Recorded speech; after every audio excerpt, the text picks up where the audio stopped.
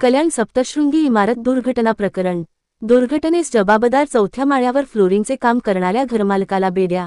कल्याण पूर्वेकडील चिकणीपाडा परिसरातील सप्तशृंगी इमारतीच्या चौथ्या माळ्यावरील स्लॅब कोसळल्याने घडलेल्या इमारत दुर्घटनेत 6 जणांचा मृत्यू झाला तर 6 जण जखमी झालेत। दुर्घटनेदरम्यान इमारतीच्या चौथ्या माळ्यावर कृष्णा चौरसिया या घरमालकाचे फ्लोरिंगचे काम सुरू होते। याच दरम्यान ही दुर्घटना घडली। कोळशेवाडी पोलिसांनी घरमालक कृष्णा चौरसिया विरोधात गुन्हा दाखल करत त्याला बेड्या ठोकल्यात। संपादक संजय वाघोदे, युगांधर, महाराष्ट्र। पोलीस स्टेशन कल्याण पूर्व च्या हद्दीमध्ये सप्तशृंगी कोऑपरेटिव्ह सोसायटी आहे, चिकणीपाडा तिसगाव रोड येथे। तिथे काल दिनांक 20/5/2025 रोजी दुपारी 2 वाजेच्या सुमारास सदर बिल्डिंगमध्ये चौथ्या मजल्यावर एक इसम त्याच्या घराचे फ्लोरिंगचे काम करत होता। ते फ्लोरिंगचे काम करत असताना त्या फ्लोरिंगचा स्लॅब कोसळून तो खालच्या स्लॅबपर्यंत पडला आणि ते 4 स्लॅब एकावर एक पडल्यामुळे त्या बिल्डिंगमधले 6 लोक जखमी झालेले आहे आणि ह्या दुर्दैवी घटनेमध्ये 6 लोकांना मृत्यू पण आलेला आहे। या अनुषंगाने आम्ही KDMCचे अधिकारी आहे, वार्ड ऑफिसर, त्यांनी फिर्याद दिलेली आहे आणि रीतसर गुन्हा दाखल केलेला आहे। ह्या ज्या घरामध्ये काम चालू होतं त्या घराचे लालकृष्ण चौरसिया वय 40 वर्ष यांना ह्या गुन्ह्यामध्ये आम्ही अटक केलेली आहे। मान्य न्यायालयात आज त्याला प्रोड्यूस करण्याची तजवीज ठेवलेली आहे।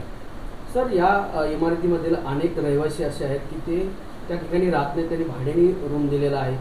त्या जबाबदार काही लोकांना, कारण त्यांना नोटीस आल्याची देखील माहिती आहे, तर काय कारवाई होऊ शकते?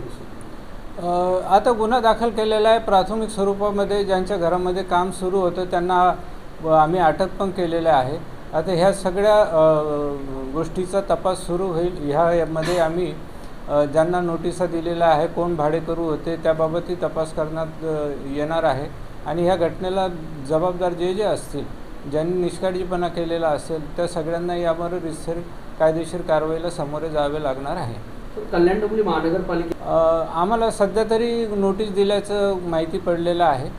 तशी रीतसर आमच्याकडे नोटीसची प्रत प्राप्त आहे, त्याबाबतही आम्ही तपास करीत आहोत। सर, कधी नोटीस दिली झालेल्याच नाही? ती नोटीसची तारीख मागून घेतो आम्ही। फिर्यादीमध्ये असेल ती, आता फिर्यादीमध्ये नोंद आहे त्याची। ह्या गुन्ह्याचा तपास करत असताना आपण याचे बिल्डिंगचे सगळे सॅम्पल ताब्यात घेतलेले आहे आणि मग त्याचं ऑडिट करून आपण ऑडिट पण करणार आहोत आणि ते सॅम्पल तपासणीसाठी आपण फॉरेन्सिक लॅबलाही पाठवणार आहोत आणि या गुन्ह्याचा कलम आपण 105, 125 BNS या कायद्याप्रमाणे गुन्हा नोंद करण्यात आलेला आहे आपल्याकडे।